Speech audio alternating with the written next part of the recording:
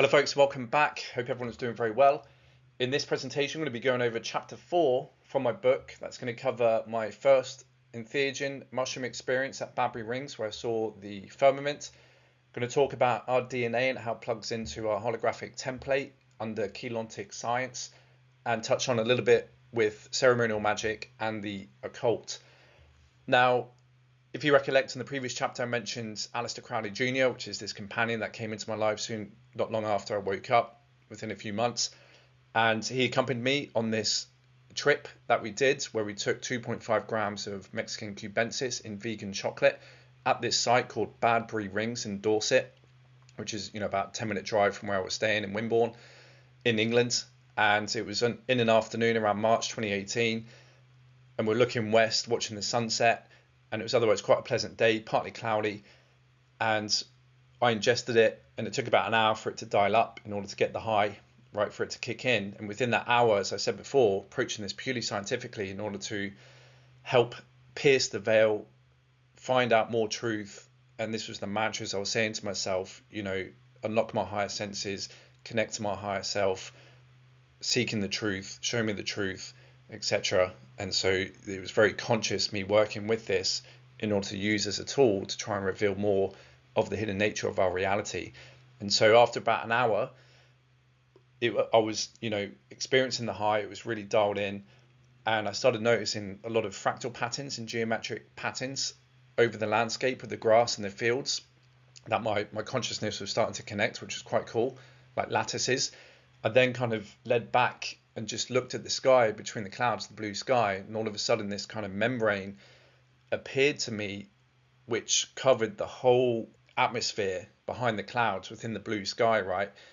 As far as I could see along the horizon, all around me, with what looked like this kind of super alien type structure that was hyperdimensional and very advanced, that I thought initially was the firmament.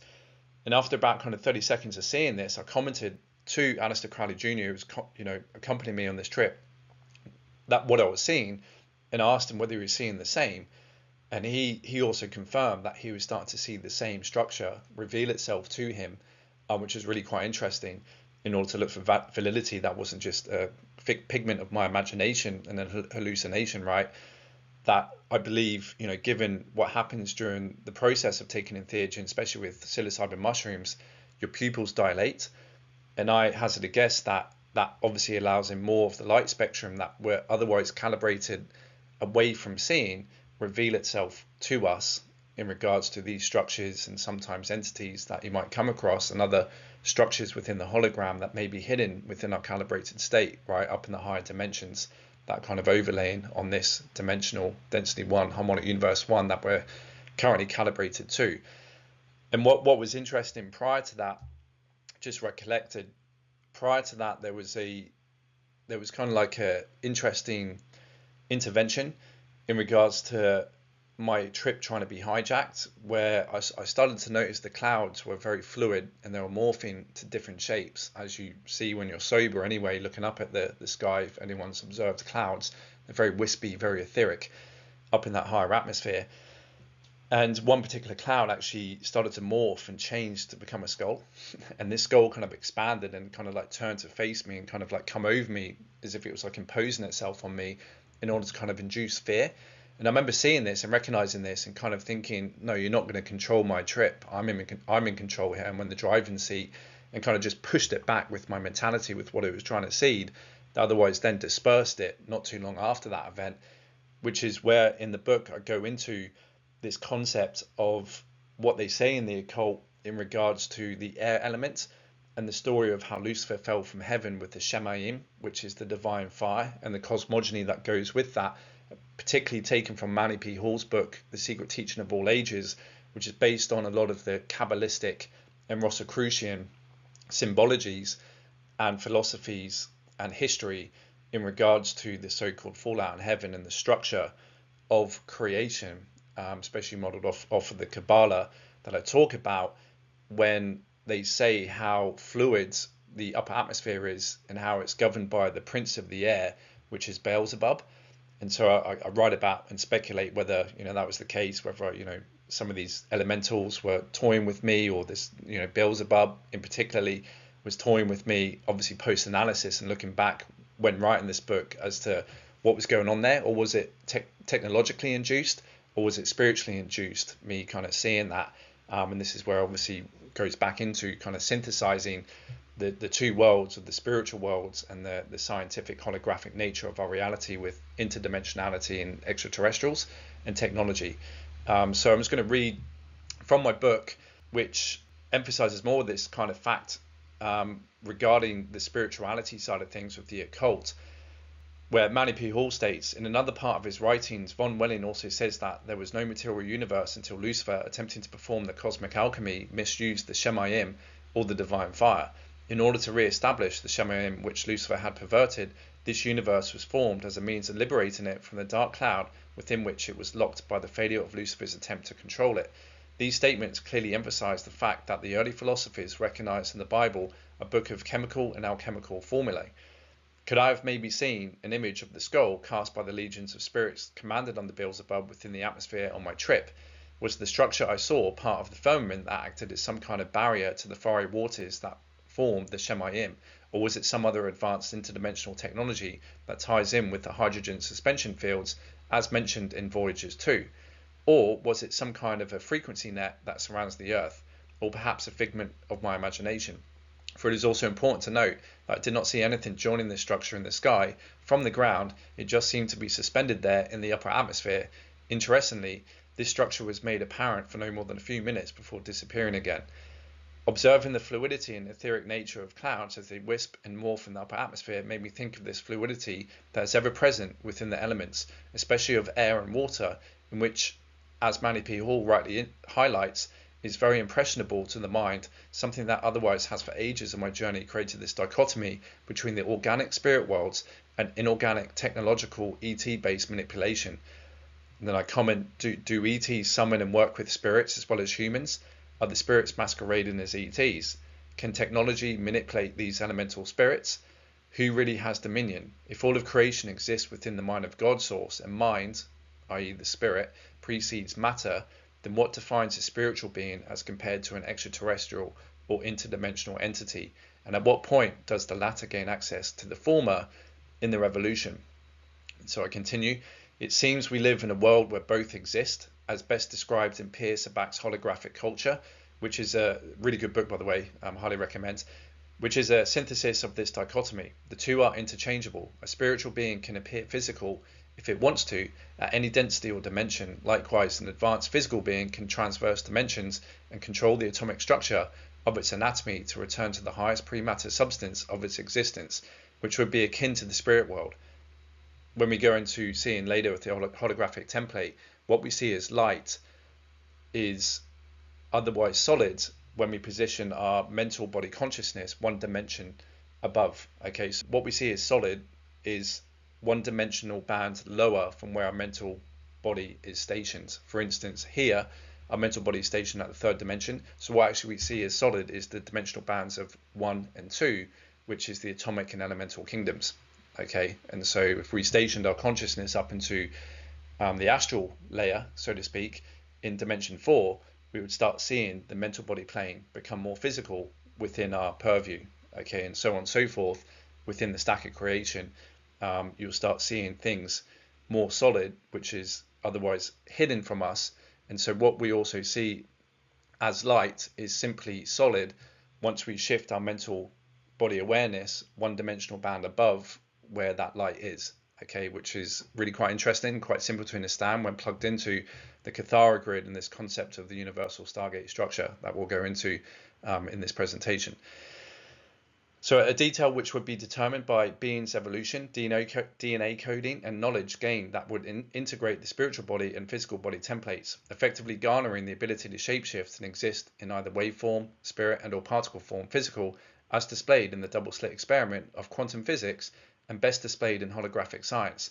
A key component, DNA and the morphogenetic nature/structure of the being may stipulate where this being can gain access to throughout creation. As Pierre Sabac exclaims from his book Holographic Culture, the string that holds together the universe is the same structure mirrored in the DNA and the double helix. a vibration which builds form and is localized within the temporal construct. Inexplicable, the core of the DNA is unfolded into time and space, intervals inherent to the crossing of different dimensions, a portal or conduit to parallel realities. The blood contains energetically the life force, a medium which opens the door to multiple realities. An amplifier, the double helix, can hold different vibrational states, and like Pythagoras' monochord, is a frequency range, an antenna which can tune into other worlds. Moreover, Pierre states, displaying properties which are holographic, nous, the mind, and its binding substance, pneuma, the spirit, are mediums which are adhesive to noumenon, which is the ultimate nature of reality. In this cosmological model, abstract entities or universals are contrasted with their objects or particulars, the implicated and explicated order. Compatible with the aeon or the spirit, the mathematical sequencing of the DNA is governed through the alteration of frequency. Ambient, the synchronization of sound waves, the logos or spirit is morphogenetic of light, an intelligence field relative to the waveform inherent within all physical structure. A controller of the waveform, the Elah K, a living God, is one and the same as the Ruach Elohim, the high spirits, and can manipulate sound, by definition whole worlds or universes. Profound, the implication is that the Elah K, literally a high creature, is a living mortal, its pattern and structure contained within the information field, the spirit. The main contrariety between the Elah K, a high creature, and the race of man is that the Elohim can control the information field, giving them access to a greater range of possibilities. Displaying holographic properties, the living gods are envisaged as physical entities and are beings which exist outside of the construct of time and space. Seemingly a very advanced species, the Elah K, a high creature, alternatively the Ruach Elohim, the lofty spirits, have effectively disassembled reality. Paramount to the control structure, the Elohim, gods, are able to maintain different states of being and understand the inherent relationship between physical form and vibration, the spirit, a major idea expounded within occult philosophy. Hypothetically, the ramifications of a holographic science are simply astounding and allows for time travel, interstellar transportation, and the ability to switch states, physical and non-physical. So then we have a tremendous occult researcher that is propounding in his book Holographic Culture this holographic science and template to creation, without even coming into the MCEO AMCC teachings of a holographic time matrix, as we'll go through in this presentation, as I've alluded to in previous presentations too. So I write and continue. An important feature, as with the MCEO AMCC Freedom Teachings translations of the Emerald Tablets and Crystal Discs, it is very clear that the DNA accretion level of the being dictates their abilities and where they can gain access to in regards to the 15-dimensional 5-density holographic time matrix and beyond, with each harmonic universe / reality field possessing the laws of nature, laws of consciousness held there as energy as part of the holographic structure of creation mathematically that dictate the requirements of the DNA the inhabitant needs in order to tune in to the reality field's frequency, oscillations which are flashing on and off sequencing, base pulse rhythms, vibration, and angular rotational particle spin, abbreviated ARPS. Okay, so you can kind of see in my book, this is, one of my main questions was to, deconstruct the spiritual worlds in the occult texts and the more modern science look at things, which was fundamentally the New Age was basically a movement created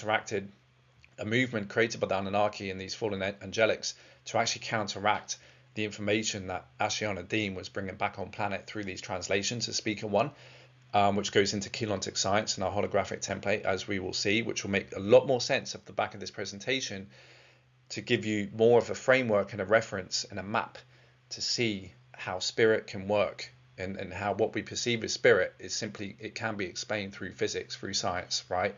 In regards to where our consciousness is stationed and what we are tuned in with in regards to what is also existing above us within this stack of creation within the harmonic universes, right? And the higher planes of existence and dimensions and densities. So as you can see here, these are a few diagrams that we're going to be going through to help deconstruct how God Source, First Eternal, according to the MCEO teachings, creates holographic time matrix arenas for us all to be able to then experience objectivity, subjectivity, and material reality, okay, which is infinite potential. To quote Ashanadean, if we are going to understand a multidimensional anatomy, we need to understand something called the templates of matter. They are like the armature or the blueprint that matter builds up on. Consciousness does not enter time or manifestation in a random, haphazard way. It is not an accident. It is a highly ordered mathematical geometrical system of arranging units of energy, units of consciousness into certain patterns where manifestation can take place. There is a primal order to the structure of the universe, and there is a primal order to the structure of human biology and consciousness. There is also a primal substance. We have a vast field of source, a vast field of pure consciousness that underlies all of creation. It is totally alive, totally free within itself, totally whole, totally integrated. Source brings its attention to a point of focus, and in doing so creates structure around it. That structure manifests as the first particle emerging within Source. These particle are the smallest units of energy substance, electrotonal units of consciousness, the consciousness of God, the consciousness of Source. They are the building blocks of morphogenetic fields, matter, and individual conscious identity. They operate as minute perpetual motion fission fusion generators. And you can see there on the top left, that's a diagram of a particum that she's talking about. Okay, and so within the particle, there's phasing that happens through fission fusion that produces the electromagnetic masculine feminine qualities of creation for a particum and particle. She continues, the holographic template is literally the secret blueprint that you do not see, behind which and under which matter is accreting or matter is manufactured. Consciousness is energy, and energy is conscious. Consciousness is a substance. It is a substance that takes on the form of waveforms. They can be standing waves or moving waves, but the templates upon which density or matter manifestation occurs are standing waveforms. Standing waves oscillate and vibrate. Oscillation is when the particum and particle actually flash on into manifestation and you would see them. Vibration is when they flash off and go back into the creation point. So particle, and particum, to explain this units of consciousness, these are the smallest units of energy substance, electrotonal units of consciousness that are the building blocks of morphogenetic fields, matter, and individuated conscious identity. Operate as minute perpetual motion fission fusion generators, omnipolar units of energy, meaning they have the polarity of both negative and positive, but also have no polarity at the same time. An omnipolar unit can be understood as simply a vibration, a unit of energy that just holds a vibration and is not yet manifest. It exists in an antimatter state of non-manifestation, but it is still holding a pattern on which form will build. Okay, and that's a diagram again on the top left. Now under particle grids, which is the diagram next to it, which is this lattice type structure you see, these are particle grids, which are the fabric of morphogenetic field structure. Particle units group to form interwoven strands, then grids of electrotonal substance out of which morphogenetic fields are fashioned. Out of a unified field of particle units, particle grids form to create the frequency bands that make up the dimensional fields and then form individuated morphogenetic fields. Then we have these particle units, okay, you see next to it on the right, top right, with A and B. So we have particle units continue to group or accrete upon the particle grids, forming A. What you see there are called chelons, which are crystallizations of frozen light, which are standing scalar wave patterns and fixed points of tonal frequency. And B, next to it, are chelon codes, which are complex groupings of chelons, which together form a crystalline template of light spectra, sound frequency, and electromagnetism that is the morphogenetic field crystal body, the blueprint upon which matter and identity will manifest. So the nature of these units of consciousness that forms the template upon which manifestation and dimensionality, physical reality occurs, happens through phasing or sequencing of the particle from vibration to oscillation, which is referred to as particle phasing, the starting point of which is this omnipolar state, which is the antimatter sound upon which the bipolar state of electromagnetism is produced, giving birth to light. Thus, the sequencing of on and off occurs sound, light, vibration, oscillation, where groups of particle units come together to form chelons and more complex chelon codes, which provide a standing wave field or scalar wave pattern upon which source manifests structure in order to create, learn, and reintegrate what it learns back into the wholeness of itself. In this trinity, the phasing together produces the antimatter, which is the density 5 gaseous light, and when they polarize, we have the antimatter, pKa, part K, and matter, PCM, particum, which form the antiparticles and particles that gives rise to male and female principles, respectively, with the part Chi being the original spirit, or androgen, from which the two were created. This implies we have a parallel universe that is intrinsically connected to our own, ours being the particum, male universe of matter, and parallel being the part K, female universe of antimatter. This process of pulsing and going from omnipolarity and polarity states creates opposite forces of tension in which movement can begin and a process of cause and effect occurs wherein one thing happens before another. And as Ayasha states, our bodies are made of templates of consciousness units that also phase, but do it in a syncopated rhythm. The consciousness units do not all phase at the same time. They follow a rhythmical program, mathematical program. The particle grids are like two-dimensional lattices that, when stacked and interwoven, form a 3D grid in a specific geometrical pattern that interact in specific angular relationships to each other when the chelons start to form in order to instruct the behavior of energy flowing through the particle grids. Importantly, there is an original intention by God Source that determines how these grids are controlled, how much energy will be allowed, how many vibrations, oscillations, and still points that hold consciousness. That is all controlled by the original base 12 divine blueprint Kathara grid. For eternity and balance to exist, God Source sends in pulses of consciousness to keep refueling creation, which sends energy down through this structure like a vertical wave that phases on and off across varying dimensions.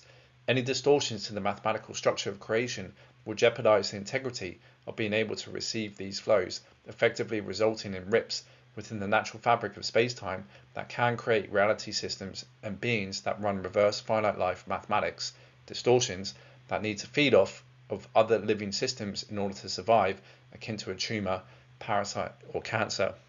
And as we found out, what I've revealed so far, that unfortunately we are living in a holographic time matrix where this has happened. There's been a rupture, which has created a black hole subtime phantom matrix anomaly, where these beings are severed from that natural pulsing of consciousness that God Source normally would send forth, that those who are in alignment with the eternal templates and mathematics will be able to receive in order to exist eternally, so that they have to steal, because they're cut away from that flow.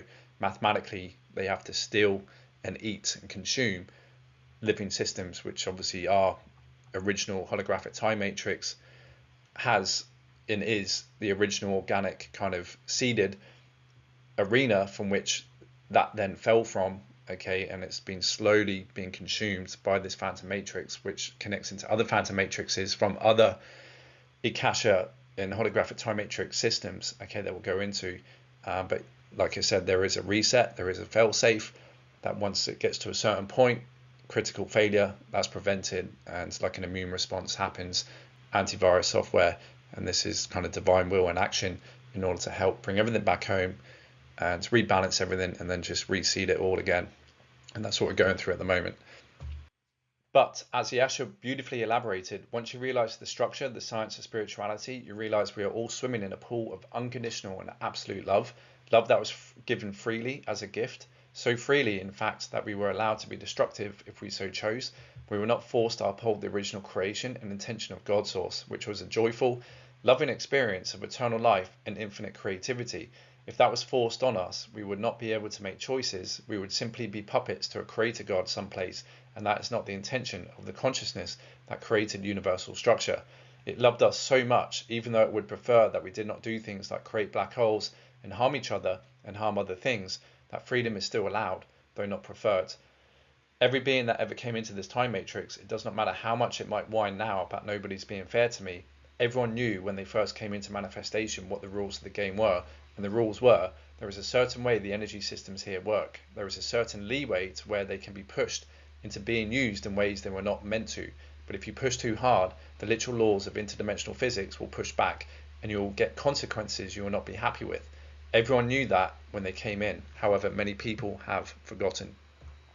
This is very important. The universe and the cosmos are self-regulating. They do not require God to play warden. God just is. And God extends love and continually sends pulses of consciousness in for manifestation and receives other pulses back home for recirculation to go back home with Source if you choose. That is an option, but God Source does not play warden. These particle units can replicate and renew themselves and are the canvas upon which chelons form that brings objects into a three-dimensional hologram. As Ayasha concludes, scalar waves anchor our consciousness into dimensionality in the time matrix in order to be able to experience space, time, and matter evolution. If we can understand the basic primal substance of scalar waves, we can begin to understand who we are and how we get here, and what it means to be in a body and be conscious. We as consciousness before manifesting takes on the form of very specific arrangements of scalar waves. Our consciousness literally turns into that form in order to experience the projection, the holographic projection of space, time, and matter. Furthermore, she states, a dimension is composed of a set of chelons. As an example, let us say dimension 1 is composed of a set of 12 chelons, dimension 2 is composed of a set of 12 chelons, but also has the 12 from dimension 1. In dimension 3, it will be 12 times 3. They build on each other, so you've got D12, 12 dimensions equals 12 chelons per dimension times 12 dimensions is 144 chelons. Chelons are like the voltage and wattage of consciousness. The amount of chelons in a dimension will determine how much consciousness it can carry. It will direct how many strands of DNA they are capable of forming. And like I mentioned before, this concept of like these bodies are containers, right? And so what DNA is switched on and what it's otherwise connected to with the planet and what that supports within biology here on the planet too, dictates the amount of consciousness that can be anchored, like a container pouring water into a container if it's very limited. And you can imagine yourself as an ocean, but you've only got a small little test tube beaker, and you try and pour who you are truly as like the most highest, authentic, eternal self of your gestalt consciousness down into these incarnate bodies, which should have 12 base nucleotide pairs plugged into the Cathara grid of the 12 dimensions of the universal Stargate system, right? We should be a lot more expansive down here, but because we're running the 4 of the Yod Hey Vahe, black hole, alpha and omega, false god, wormhole matrix, we are so limited. These containers have been mutated, which is the whole, like I said before, Dance of Salome, imprisoning the consciousness down here and only really being able to receive a fractal of our true soul identity, where the rest of it is actually, you know, locked out, so to speak, of these containers. So the whole process of awakening, doing the inner work, the great work, the Grand Arcanum, etc., is to recompose those junk DNA back into, you know, the 4th, 5th, 6th, 7th, 8th, 9th, 10th, up to the 12th substrand activated divine human energetic template in order to be able to receive your full embodied Christos avatar self, right? Which then gives you and plugs you into being able to travel up and down the 4 densities of the harmonic universes here across all dimensions of this holographic time matrix, and also into parallel and then eventually into other systems through the 8th dimensional stargate of the metagalactic core. So it continues, if your template of identity only has 12 chelons, you will only have enough to make 1 DNA strand, not enough to become a 3-dimensional biological being. You need a minimum of 36 chelons in the template for this. The chelons build up to form matter, the atomic structure of everything around us. These chelons form part of a crystal body template that encompasses micro and macro structures that God Source projects consciousness through, that slowly crystallizes in manifest holographic forms in order so God Source can come to experience itself as separated units of conscious identity that still exists within itself so it can observe itself and its creation. As the Asha stipulates, God knows itself through us, and we know ourselves through God because we are one and the same.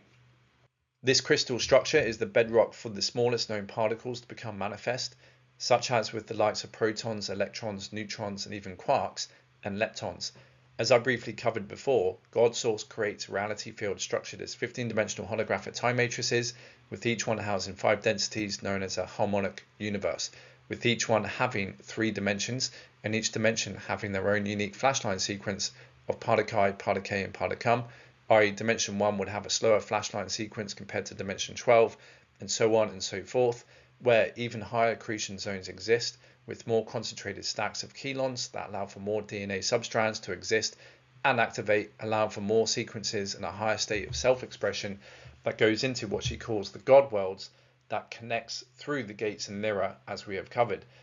Due to the specific lock-in frequency that our consciousness has been embedded in within our current reality field, we are unable to perceive the other realities and waves within the electromagnetic spectrum that form the base template of this hidden structure, in order so we can phase in, syncopate, transmigrate, and enjoy other creative reality fields. When we work with our personal crystal chelon body, we are working with the scalar wave template and subtle body anatomy that organizes and instructs morphogenetically our physical matter body. The ability to ascend is the ability to transform these units that compose our anatomy and recalibrate them into the designated dimensional reality field we are migrating to up the dimensional scale, a process that involves stargates and interdimensional lock systems that work like cogs of a wheel and time within a structure that is intelligently designed. A good analogy would be a lock system within a canal that accordingly offers the voyager a zone in which the body of water frequency, in this instance, can rise or lower to match the same level of the rest of the canal. For you see the upper canal and lower canal, it's like density 2, harmonic universe 2 would be the upper canal, density 1, harmonic universe 1 down here would be the lower canal, and there are these like bridge zones, right? Density lock systems, buffer zones that separate the two harmonic universes, but allow for transition, which is what these portal stargate passages allow, which we'll go into a diagram later. I'll explain it more in depth. Another good analogy, we can think of this fabric of standing scalar waves that form from the stacking and pulsing of these units as a three-dimensional version of a two-dimensional screen as seen on a TV, computer and or phone. The screen is made up of tiny pixels that flash on and off in order to give the appearance of movement, motion, and depending on the type of TV, different technology is used in order to polarize, bend, refract the white light rays in order to produce the specific colors needed to animate the screen. In essence, if you extend this principle into a 3D screen, we have a similar construct. In LCD screens, the pixels get switched off or on electronically by using liquid crystals, which rotates polarized light, a quite fascinating phenomenon that would aid anyone in understanding these mechanics when watching examples of this process online. In David Wilcott's book, as you can see there, The Source Field Investigations, he shows the discoveries in fringe science that reveal some of these geometrical alignments that lay hidden within the structure of our three-dimensional grid that otherwise can be seen with how particular matter bodies such as planets and star systems align with each other within this geometrical grid work that also coincides with certain cycles, such as with the precessional slippage and the 26,000 great year and certain prophecies. He also speculates how the tetrahedron shape may be the pixels of our three-dimensional reality that can be stacked in any number of ways to give rise to form, which may form the structure upon which consciousness manifests itself. A striking resemblance to the chelons, the tetrahedron is one geometric shape upon which light crystallizes itself and freezes to form matter, structures built up of chelons that allow consciousness to embody and move through and into within manifest creation. As you can see there on the diagram on the bottom there, these are these tetrahedrons that they speculate, which is obviously just one of many shapes and geometries that are used to form these chelons in the structure of our holographic time matrix.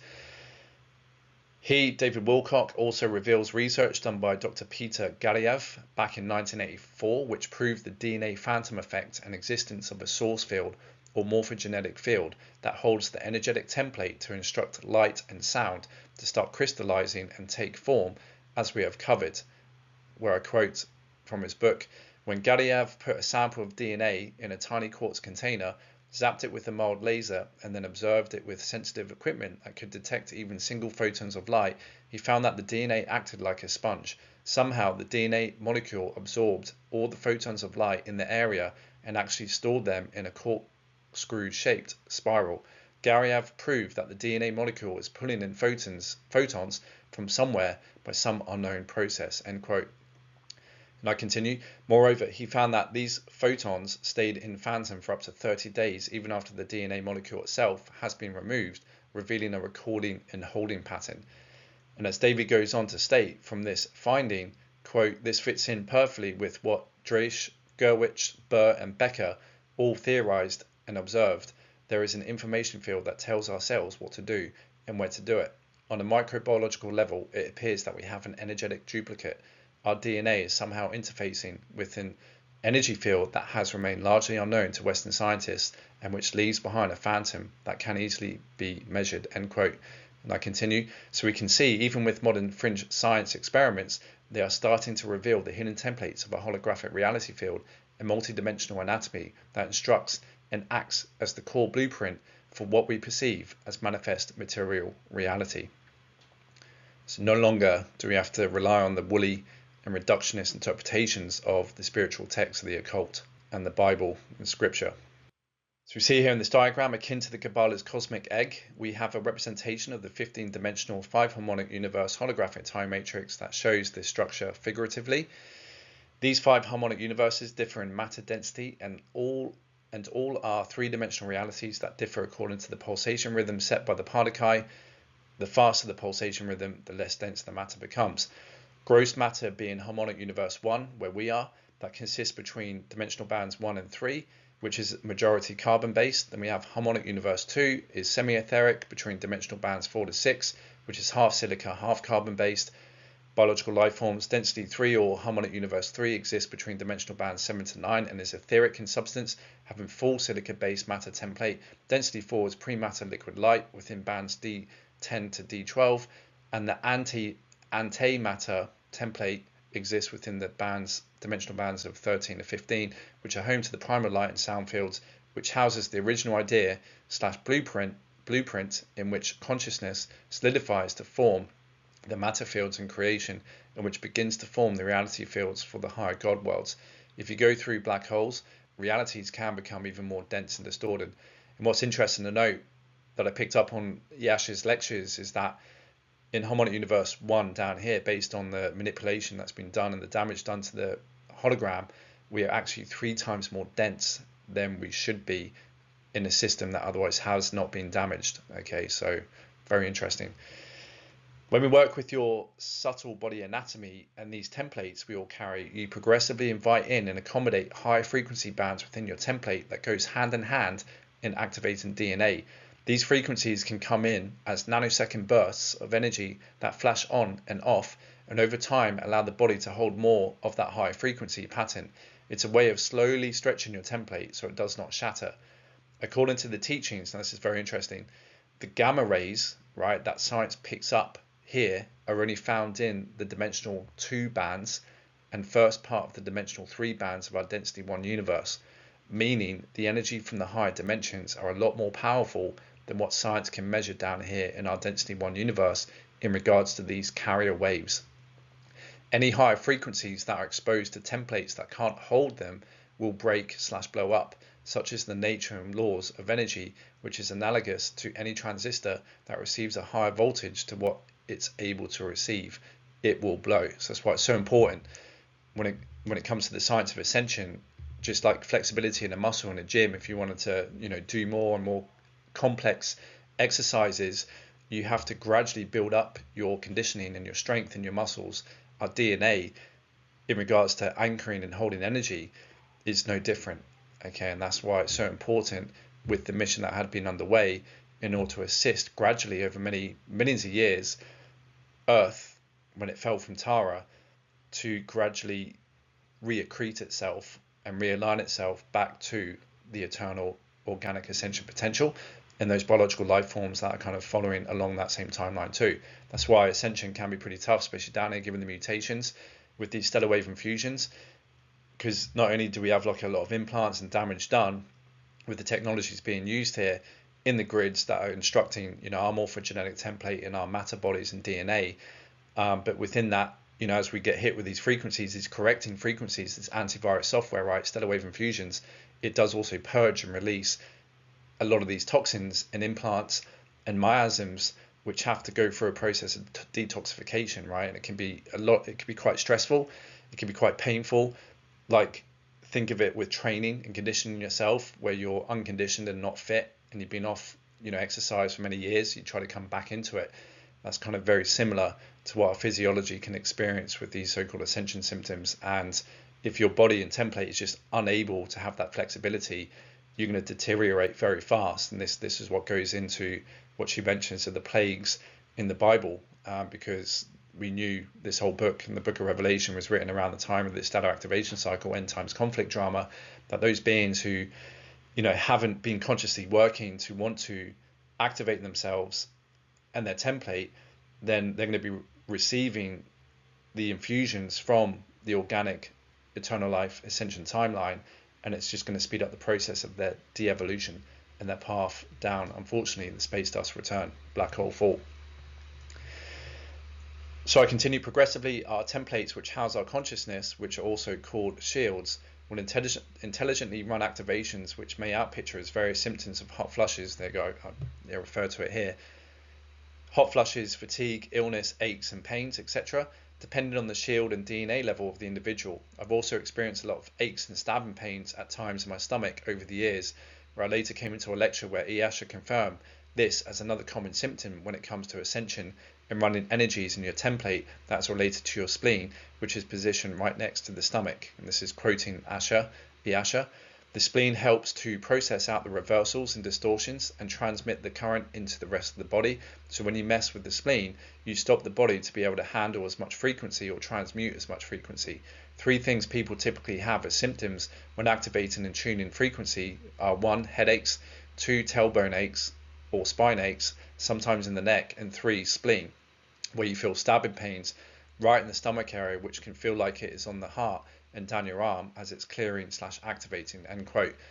Something I've definitely come to experience firsthand on multiple occasions when receiving stellar wave infusions of higher frequency that have also been dubbed as frequency light upgrades, abbreviated as FLU, F-L-U, right? And that's certainly very true. I've had some pretty weird outpicturings, one of which, probably the most significant one, was May 2024. We had that huge X-class solar flare, which was the biggest ever since 1989, where I literally I could not sleep that night, and I knew that there was some major frequencies being, coming into my shields, my template, which basically gave me a flu, like really severe cold. And the next day, I actually put my back out. So I was bedridden for literally 2 days, as well as the flu with a bad back, which took me probably about 10 days, almost 2 weeks to get back on track again. And so it's a common theme, common symptom, which is why sometimes you can ride these waves of having like amazing energy, then all of a sudden you just get whacked and you're just so flat, so low, can get ill.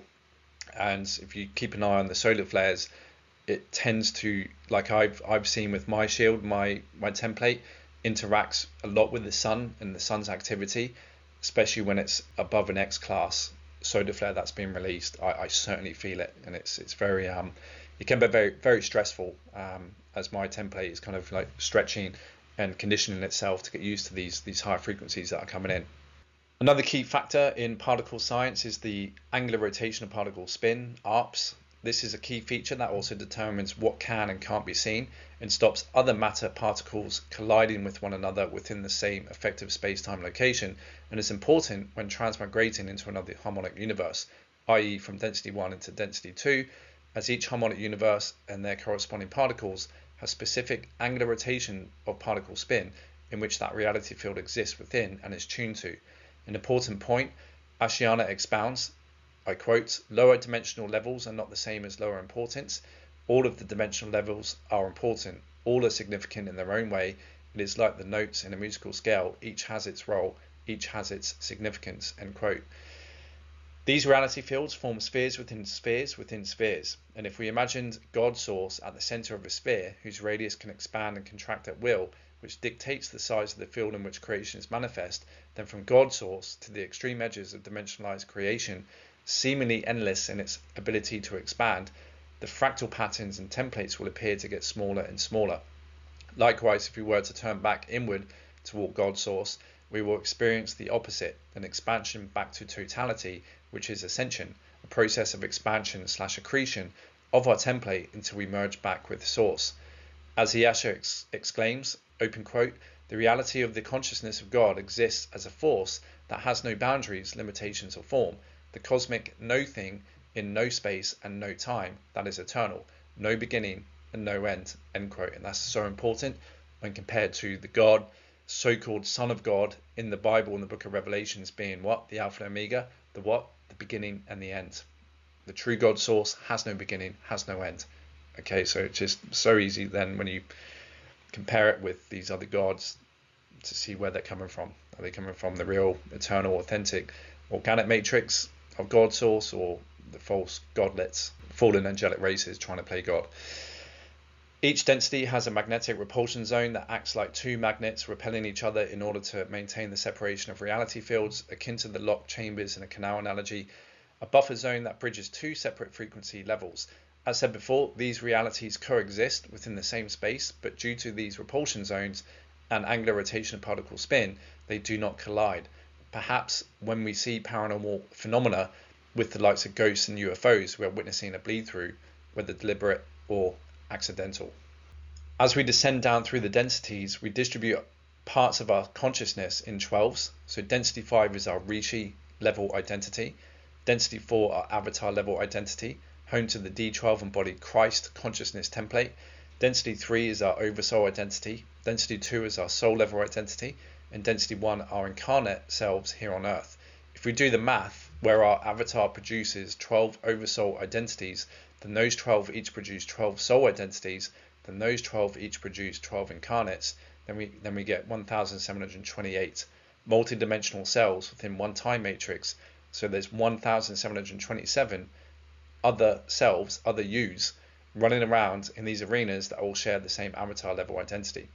The MCEO AMCC Teachings writes in Voyages 2 under the title Incarnational Identities, the Time Cycles, DNA and Planetary Evolution, the following, open quote, the evolution of life forms upon the planet also takes place simultaneously, and at any given time, activity takes place within each of the 6 time continua. As the planet evolves, so does the consciousness stationed upon that planet. Reincarnational identities represent portions of a person's soul awareness that are simultaneously stationed and evolving upon a version of the planet within each of the 6 time continuum cycles of an Awega cycle. Usually a soul HU2 identity manifests into 12 simultaneous incarnations, 2 in each of the 6 time cycles in one harmonic universe. In each pair of incarnates, one is male, the other female. This relationship is referred to as twin flames, but does not necessarily imply a romantic soulmate involvement. The oversoul, the harmonic universe 3 identity, creates 12 soul identities in harmonic universe 2, each of which create 12 incarnates within the 6 time cycles of harmonic universe 1. Thus, each person is part of an incarnational family of 144 incarnates residing within the 6 harmonic universe 1 time cycles. Each of the 144 incarnates carries part of the 12-strand DNA pattern within the genetic code. As the 144 incarnates simultaneously evolve within the planet through the 6 time cycles, the 12-strand DNA imprint is progressively built up in the genetic code.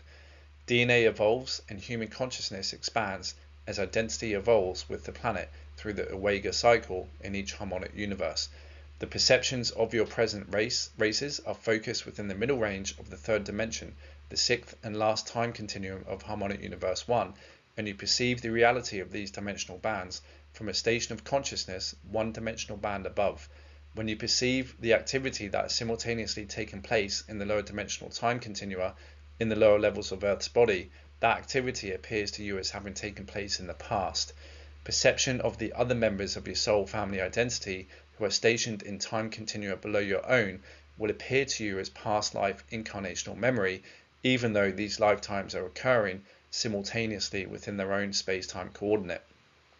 Identities stationed in time continua / octaves and dimensions / quadrants ahead of your own, which in your case, in our case here, would be those in the harmonic universe 2 time cycles of Tara. Tara is simply Earth's dimensional 5 density 2 counterpart, i.e. soul self, soul level identity equivalent, will appear as future life incarnational memory. As you assemble DNA strands, perception of both past and future incarnations becomes progressively more available to your present conscious awareness. So very interesting to see this fluidity and simultaneous nature of time as well. We can see here the concepts of what has just been introduced with regards to the structure of creation to be quite salient. This is by no means a detailed analysis, but hopefully serves to invite the reader to do more research from the plethora of works produced by E. Asher and the team that provides extensively more detailed analysis on this subject, a body of work that is so fundamentally important when gaining a greater perspective of our reality, so we do not become a victim in Plato's allegory of the cave, chasing shadows and becoming subject to doctrines of devils, i.e. puppet masters, observing reality through a mutated lens and formulating our ideas/views based on that. The fact that we have developed the conscious awareness of the science means that we are ready to face the final frontier of remembering who we truly are, where we have come from, and what we have been a part of. The science presented in a lot of this work is very sound and original, possibly many decades ahead of current science, which will catch up with it for those on the ascension timeline and parts of Earth which is ascending. The very nature of God's source having no beginning and no end, and designing creation in an original intention of loving eternal oneness and coevolution, and for it to be self-regulating, means God's source does not have to play Warden, as a set of intelligent laws are already woven into the fabric of physics when it comes to cause and effect. You reap what you sow, means every being will be served their just deserts. It doesn't punish, it allows all, and it just is, with everyone knowing the laws and rules of creation. A few key concepts to take away when assessing the differences between the different gods we have out there, especially within the three main religions of Christianity, Judaism, and Islam, compared to the God talked about here and its eternal loving nature. So I have over on Odyssey a channel called Stellar Prince 3311 that I'll put up in a link in the description that you can see here. I'll put up an image which goes into explaining these time cycles and Awega time cycles much better. In other words, it's kind of the best of the best bits of all the lectures that Iyasha has been dispensing ever since 1998, 1999. That I highly recommend going through, that I've made so many notes off of, in other words uploaded for my own kind of catalogue and library for me to go back over, because it's such a immense body of information that you cannot take it all in one sitting. You need multiple. They talk about seven times exposure, right? With this, it's probably like 10 to 12. And just to give you an idea, at the MCEO level of just understanding the external reality fields of our light and sound bodies and the structure of a hologram at that level, typically took someone 12 years to master when they decided to want to, consciously ascend back up through the ladder and stack of creation back to God, source, or eternal. Or the next stop was the inner God worlds, and once you're there, you then obviously work at the plasma level, which is the internal, eternal anatomy. And so yeah, it's a serious study that requires a lot of dedication. It had done in the past prior to Atlantis falling. That does require a lot from each individual, but we're on a rapid ascension wave, so a lot of this is going to be done for us, and we got an expressway home, no thanks to the drama that's unfolded and the failsafe that's been called. So we don't have to spend many thousands of years kind of putting ourselves back together as we go up through the rungs of the ladder, right? Jacob's ladder, so to speak, within the hologram.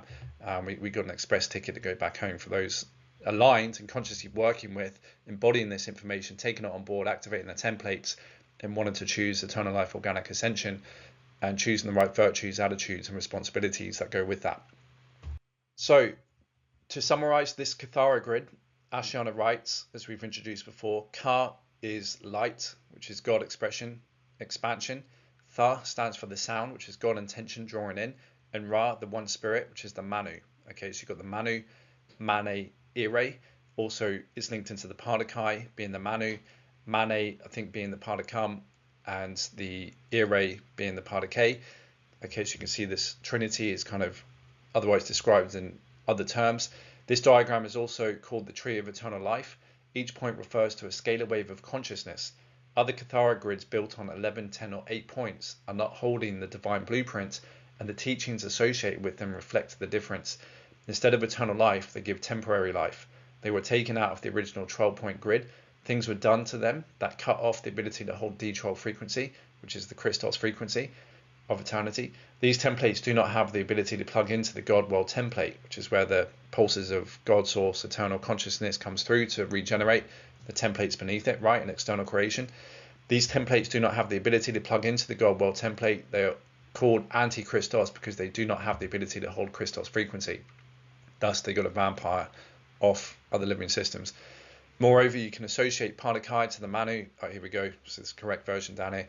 Padakai to the Manu, androgen, principle of energy. Padakam to the Ire, feminine, magnetic, principle of energy. And the Padake to the masculine, Mane, electric, principle of energy in this trinity.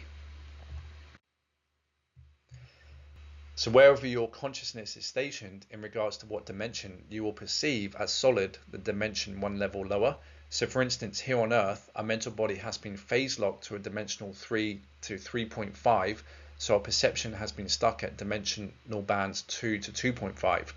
Dimension 1 corresponds to the atomic etheric body, Dimension 2 the emotional elemental body, and Dimension 3 the mental body. Dimensions 4 up in density 2 will be your soul level identity in density 2, corresponding to the etheric atomic body.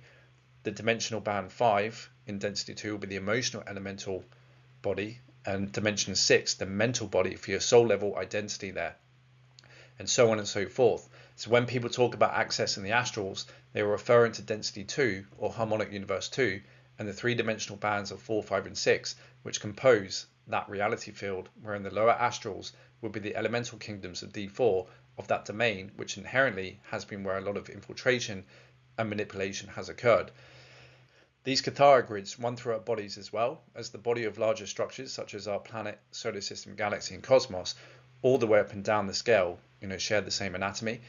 These Cathara centers are also known as signets or stargates, which allow you to pass from one dimensional band to another, or one density level to another, or even one 15-dimensional time matrix to another, if and when, of course, you have mastered the ability to turn yourself back into light and back into matter congruent to the reality field you are traveling to.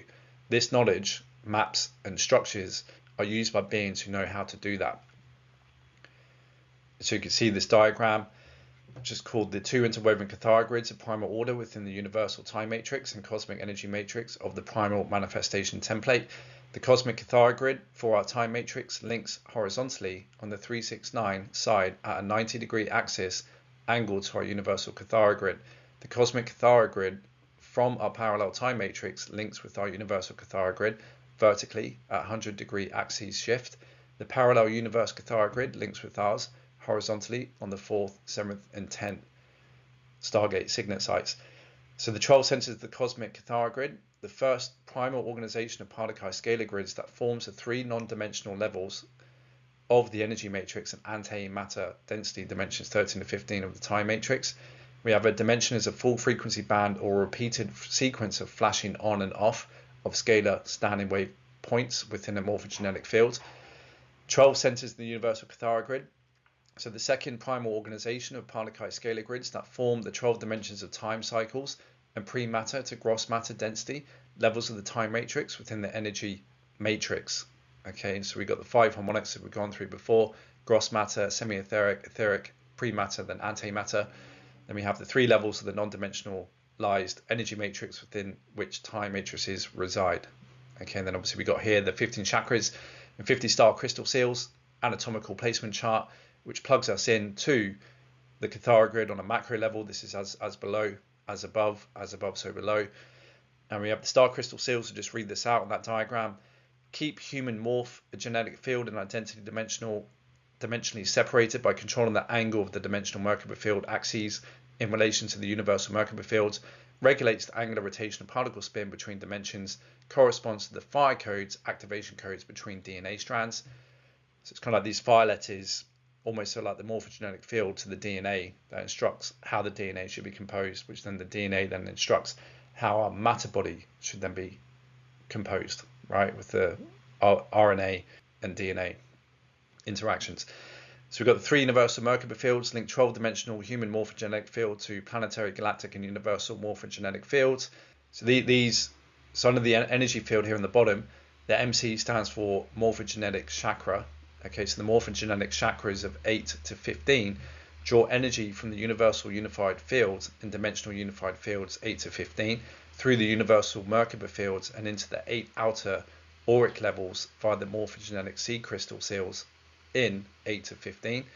Chakras 1 to 7 draw energy from dimensional unified fields 1 to 7 and from corresponding morphogenetic chakras 8 to 15 into the 7 inner auric levels via seed crystal seals in chakras 1 to 7.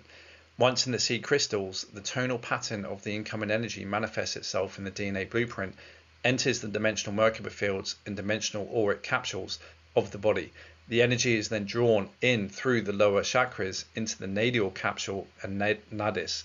The nadis channels linked to the nervous system. Energy passes through the nervous system into the endocrine system, blood, cellular structure and manifest form. biological form is created and sustained through this continual process of energy flow from the multi-dimensional unified field. And as I said before, because there's been damage in our time matrix and we're living in a semi-fallen system in this Milky Way galaxy, there is damage to this template that we embody and take on, which means that this energy is hard to come down and in order to perpetuate the eternal life forms and to reinvigorate and regenerate. Hence why we experience disease, hence why we experience aging, and hence why we experience death. Okay, and a lot of that, as we go into later chapters, is linked in with the shadow body anatomy, which is plugged into these fallen phantom matrices, which are also sucking our vitality and energy on a daily basis, every second of every day.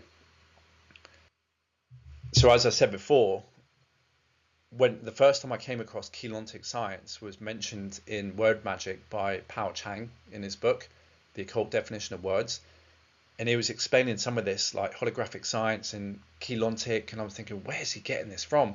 And I couldn't see where he referenced it from. Like he just mentioned it in the text without references. And then obviously later when I came across the MCO AMCC teachings, I realized that everything from the New Age is otherwise just being trickled down from this body of knowledge and this work. And that obviously a lot of what the Separati and the Illuminati had done, especially the Anunnaki of the New Age channelers, were helping to cover up all of this salient information to stop awakening too many indigos on the planet within this covert invisible war that we're in order to kind of lead people astray and kind of weave their lives within these half-truths, so taking sections of these teachings and then wrapping it in their lives in order to, like, you know, lure people away whilst keeping this body of work very clandestine, very hush-hush, which took me, like I said, up until end of 2021 when I finally came across it, which was, you know, a good 5 years since my awakening. So for 5 years, I was kind of just still scratching around in the dark, learning about the geometries and venerating the kind of ideologies and philosophies surrounding the black hole for Kabbalistic based geometries, vampire time waves, phantom matrix, false godlets and stuff, even though obviously I had this kind of like, there's still something not right, you know, still being guided to the truth, considering it, assisting it, you know, making sure I assist it and plug it into what I've been experiencing firsthand, but still having more questions than answers, right? Especially within the New Age, it was all very like compartmentalized. And then as soon as I came across the Asha, I was like, oh my goodness, yes, this is where all of this stuff is coming from, that this Disciparati, Illuminati, and all these activated Illuminati Leviathan channelers and minions down here have been trying to lure people away from, right? In order to suck people down that path of half-truths and getting embroiled with the narratives and philosophies and ideologies and mathematics of the fallen phantom matrix black hole intruder races. So we have here the Merkaba. So this is the portals and stargates. So when stargates and portals activate, the counter-rotating electromagnetic spiral pair merges to form a Merkaba vehicle. Its center becomes a form constant still point that links various space-time locations directly to each other, creating a trans-time bridge. We have the vertical axes spiral pairs form the stargates of the dimensional lock system, which permit passage between space-time locations in multiple universes and density levels. Then we have the horizontal and diagonal axes spiral pairs form the portals of the time portal system, which permit passage between space-time locations in one universe and one density level. Okay, and we have the Merkaba is an organic energy vehicle that deals with the changing of the article rotation of the angular rotation of particle spin in order to allow for safe stargate passage. If a being tried to pass through a gate without the necessary accretion level and activations of their template, then they will spontaneously combust and shatter their template. Much more detail on Merkabas are covered in the MCEO AMCC teachings. That's highly technical but fruitful when comparing the Merkaba mechanics of eternal life systems juxtaposed finite life vampire black hole vault systems. And interesting, she talks about this blue powder gold, which is called celestaline, that is released when you go through a stargate portal, and it's this kind of like ends up on your skin. And they used to, the Dracos especially, and some of these fallen races actually used to murder humans that would go through portals in order to collect that blue powder gold. And this was a substance that was used for the true Jeshua 12 who was here, in order to induct him for a ritual that took 12 days, which is at the basis of the true interpretation of the 12 days of Christmas. Alongside the gold, frankincense and myrrh, right, this white powder gold called celestaline was used to help activate the 12-strand DNA in Jesus when he was here in order to fulfill the mission of finally bringing back down the human D12 potential, which is the first time a biological being in human form was able to do that since the fall of Breno in some 208,000 BC, as we'll go into later, which is quite fascinating. So I continue from my book. I write the cradle of Lyra was where our holographic time matrix was first seeded with life within the density 4-dimensional bands 10, 11, and 12. Aramatena is the real name for the 12 Stargate, but is otherwise referred to as Epsilon Lyra, or the Double Double. Gate 11 is Avion in its true name, and Gate 10 is located at Vega. It's called the cradle of Lyra as this is where life was seeded, and other time matrices will have the exact same structure to it, with a cradle assigned to particular stars within that matrix that houses the location of this genesis of seeding life into it. Each Stargate location cannot be moved and will always remain fixed at that location. However, Stargates can be compromised, damaged, or even destroyed, and they can be interfaced with other gates and passages. Hence why we saw, if you recollect in the Cathara diagram in previous presentations, with the little R denoted what the fallen matrix side are plugged into that universal Stargate on our side as well. Okay, and if you look at our solar system where the asteroid belt is, that was Galactic Stargate 5, where a planet called Meldek was. That obviously exploded. That is no longer there, but interdimensional Stargate still exists. Okay, in regards to holding the structure of this Stargate holographic time matrix and template system.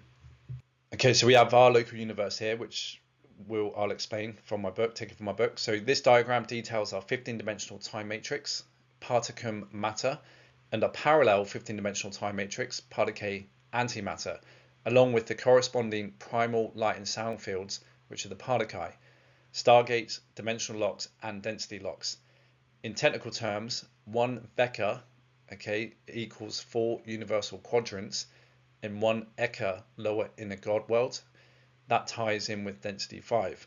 As above, so below, the locks are like the star crystal seals within our own body, which regulates the separation of conscious energy and angular rotation of particle spin within the chakra centers, which is akin to the dimensional Cathara points that act to keep our multidimensional anatomy separate from each other but still connected. Now, there's an interesting TV series called Fringe that was released that otherwise reveal the very true nature of the fact that we do have a parallel universe. Okay, so that's definitely a good one to watch and decode. That's otherwise I came across within the Super Soldier Talk community when I was going through that body of knowledge, and it certainly does reveal a lot, as well as the corporations and some of the technologies being used, but also soft disclosing the fact that we do have a parallel universe, which this model confirms in these teachings. Now I continue. So the chakras, as mentioned before, correspond with our DNA.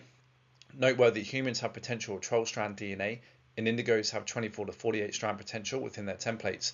As Iasha explains about the DNA, open quote, they will always appear as a double helix. What changes are the amount of nucleotide base pairs and how many sequences of how many nucleotide base pairs chemicals are contained within the DNA. So even though you will still have 2 running heli, they will have different strand count corresponding to the chemicals that build from the particle units and Kelon codes of dimensional bands 1, then 2, then 3, all the way up, end quote. And she also states in the Forbidden Testaments of Revelation, lecture disc 2, which goes into later what we will unpack with the mutations done to our DNA that I've already mentioned, with the base 4, or as opposed to this base 12 template, we all carry down here due to regressive fallen angelic race manipulation and technologies that have scrambled and limited our DNA, open quote. Right now, literally, no matter how much of an avatar we might be, before we hit that fetal template, that fetal integration, as soon as you get in, it's lights out with the mutation in the matter base here. It's supposed to be a base 12 matter base. It is a base 4 right now, matter base, and that goes right down to the 4 nucleotide bases that form the DNA of all living things. There are supposed to be 12, and they're supposed to be variable based DNA, which means some things have more bases than others, but they are all multiples of base 12, so we have a huge mutation on this planet. It didn't happen overnight.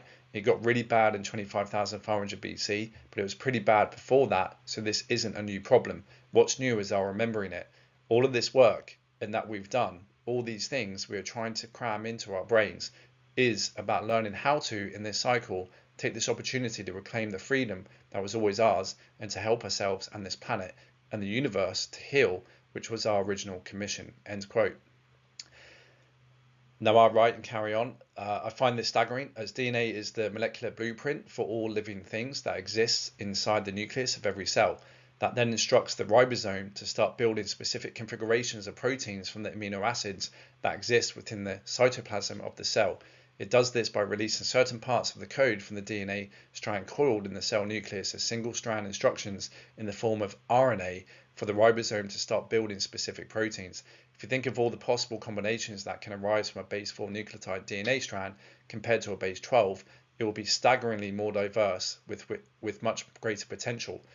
This would mean each cell will house more chemicals, amino acids, and more recipes in order to produce more variations of proteins in that biological life form.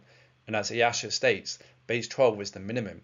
You can have more complex configurations in life forms, but are all based on multiples of 12.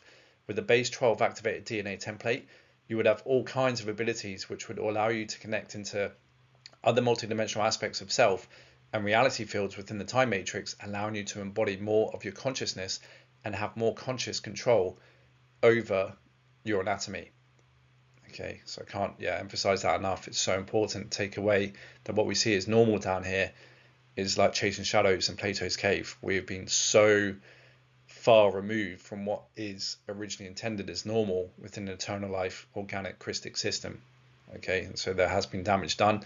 This is why it connects into the black hole, black cube matrix of the Yod-Heh-Vah-Heh, Yahweh, Jehovah, Anu Elohim, and fallen seraphim and Anu seraphim races, all riding on this artificial intelligence, fallen angelic technologies to suppress, scramble our consciousness and DNA in biological life forms down here to, again, be blank slated as soon as we come into fetal integration, lights are out, we're only running around with like a sniff of who we truly are, and that makes us more amenable for people to come along and fill in all the gaps and tell us who we are, who your gods are, what we should learn, what we should do, and this is what creation is.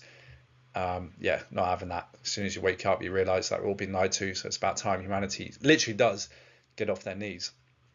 So we're just going to read through some of the text in this diagram, our local universe. So we've got figure 12 shows the particum, the matter side of our universe represents the primal sound, the primal light, and the matter fields. You can see the particum primal Cathara grid there on the left.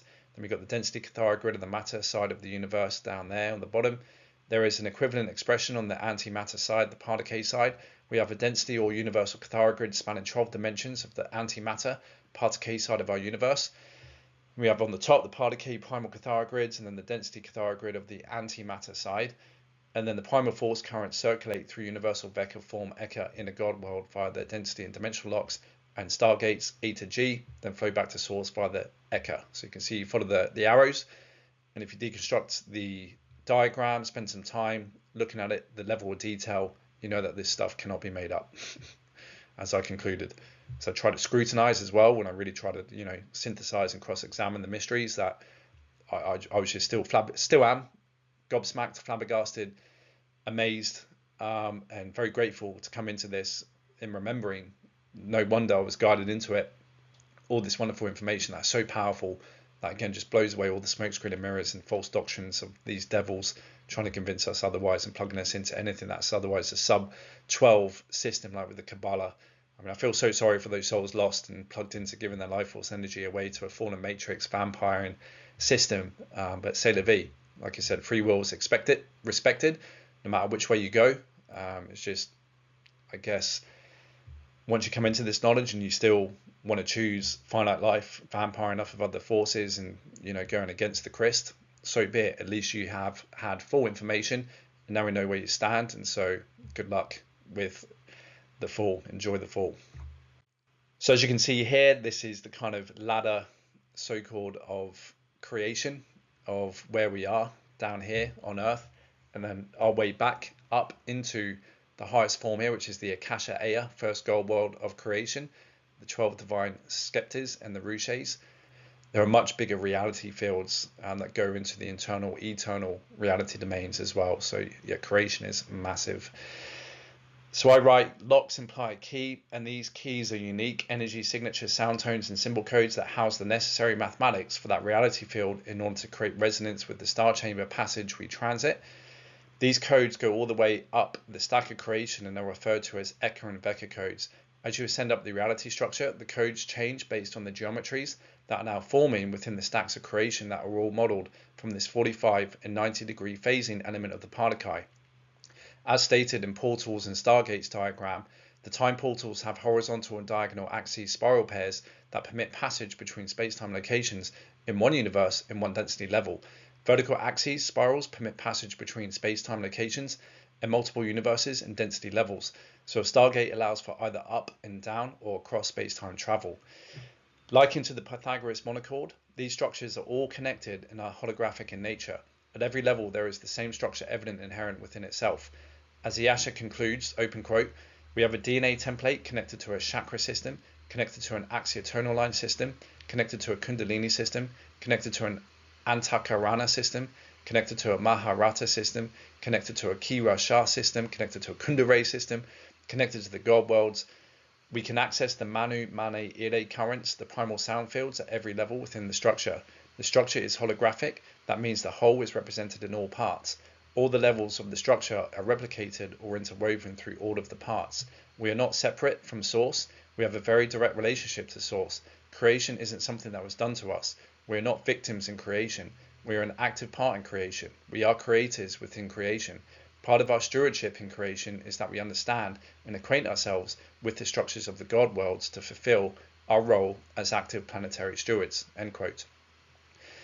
Even David Wilcock mentions in his Source Field Investigations book that physicists agree that a 90-degree turn may be needed to enter into higher dimensions when referencing a peculiar bronze sculpture located outside of the Vatican Court, which has a mechanical sphere within a sphere, which is offset by 90 degrees. Open quote, the two spheres are offset from each other by 90 degrees, and various physics models have suggested we must make an angular turn like this, what they call an orthogonal rotation, to enter into higher dimensions.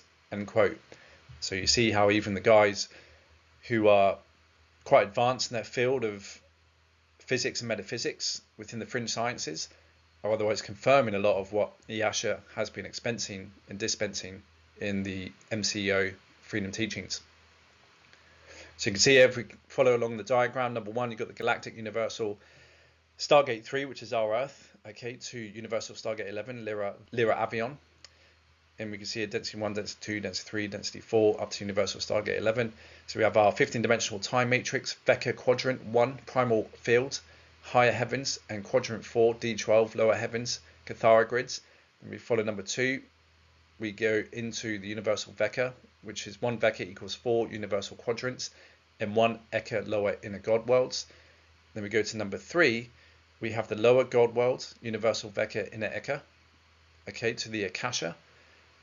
And then we go to number 4, which is the Middle God World, Akasha to the Akasha A. 1 Cosmic Akasha A, Higher God World Spectra. And then number 5, the Higher God World, Akasha A, Inner Eka to Akasha Ea. Okay, then number 6, the 6 platforms of perception and holographic life experience in the natural stairway to heaven, the Akasha Ea Christos to the Ruche Crystalla, Amore Essential Flame, Manu Azurite Core Crystal, and Uniside God Core. So I talk about in my book as well the nature of the waveform particle universe that Walter Russell's research certainly re-emphasized and gave more credence to.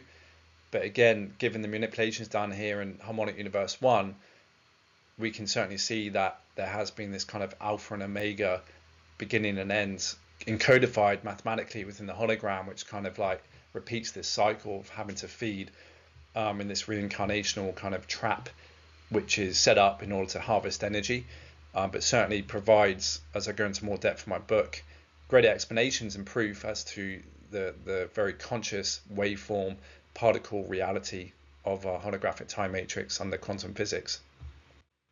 So I write about in Ceremonial Magic and the Occult because I kind of like, once I went through the Keylontic science and the holographic template and the metaphysics and physics behind that, which is very logical, it plugs us into a better understanding and understanding as to the science behind creation. I was then obviously referring back to my books, the occult texts that I was kind of like, educated on prior to that, and I was just putting them together. There's just no comparison really, but I'll read from my book about this, which obviously it is a science. Magic is, ceremonial magic is a science that is practiced. That I think once we go through chapter 6 as well, and especially see where some of these entities with the elemental spirits are stationed too, it certainly then fits into this model of a holographic time matrix, as taught in the cosmogony of the MCO freedom teachings. So I say, in comparison with ceremonial magic in occult texts, there exists the visible universe and the invisible universe. The invisible universe contains the etheric version of the four elements we see physically, that is akin to protoplasm, or what Paracelsus describes as subtle vapor, and that this substance is the formal basis of all life and is akin to the clay of the potter. Manly P. Hall states that the spirit realms, this invisible counterpart to our physical world, has two main tiers. The first upper tier is claimed to be populated by wonderful and benevolent spirits, whilst the lower sphere, dark and foreboding, is inhabited by evil spirits and demons under the leadership of the fallen angel and his 10 princes. What is interesting is he structures the sentence to make it clear that evil spirits and demons are separate entities along with so-called fallen angels. So we have in effect 3 different classifications of entities here that supposedly reside in the lower planes of the spirit worlds. However, the upper planes are simply just spirits. So what is the difference between a spirit, demon and fallen angel? And how does this compare with the cosmogony of the MCO AMCC teachings of the Cathara grid and Goldworld's holographic template? I guess there are differences based on the spirit of the individual as to their evolution, where they prefer to spend most of their time, and God source's original intent for them and the resulting consequences to their actions when free will had been explored, which becomes atypical of their general appearance, characteristics, and what abilities they possess that may distinguish the classification of entity and where they may be bound to in creation that is inherent within the morphogenetic template and DNA. For instance, a spirit may be acting alone, but within the confines of the element it is associated, limiting it to an elemental/spirit being.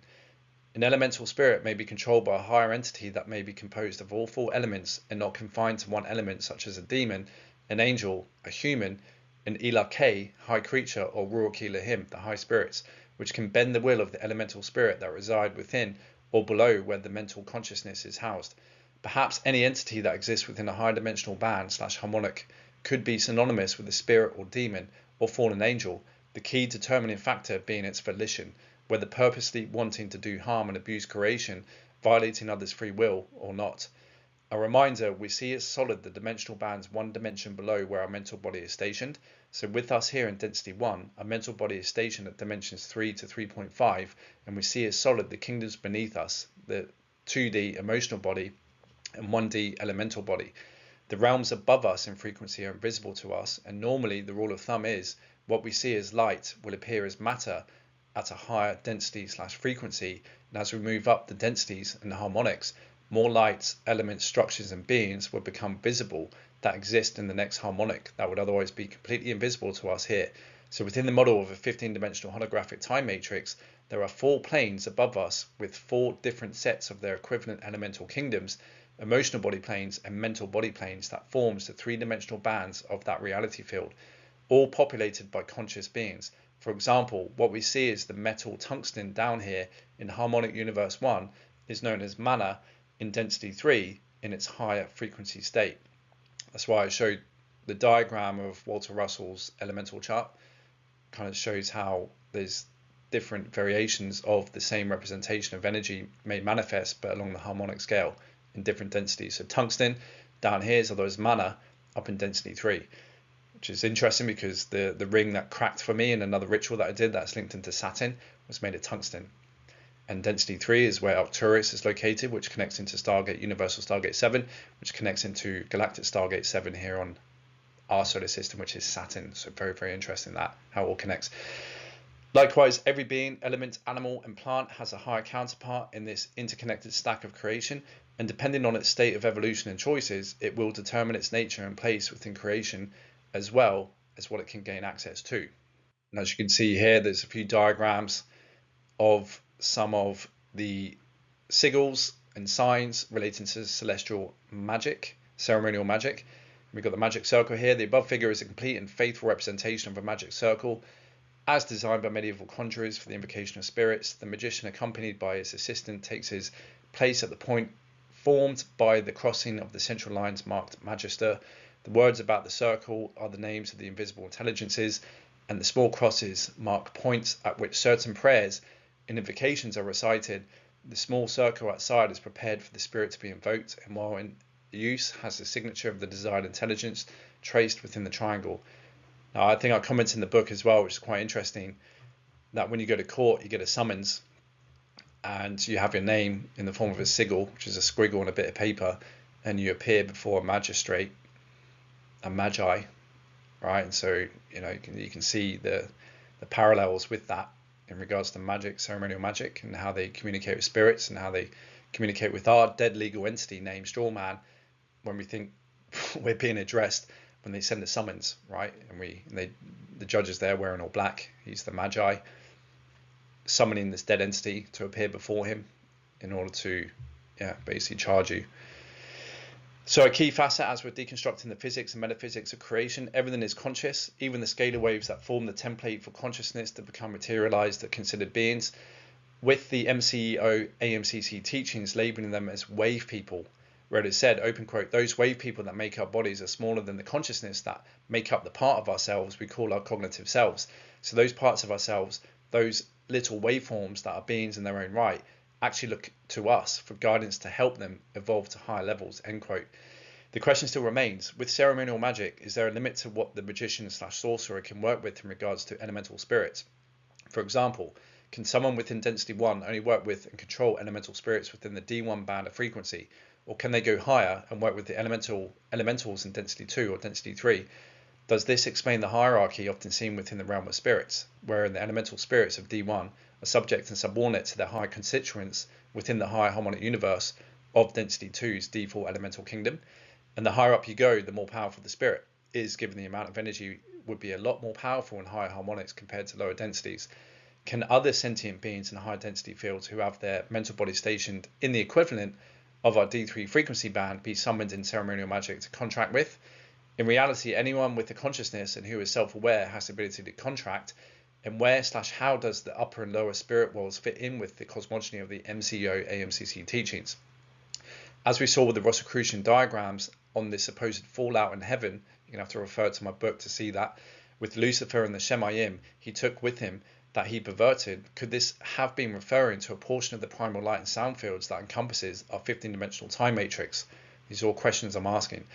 Could it have been woven into the story of the original point of sin in our time matrix with the creation of the black hole and the phantom matrix 250 billion years ago, or something else entirely?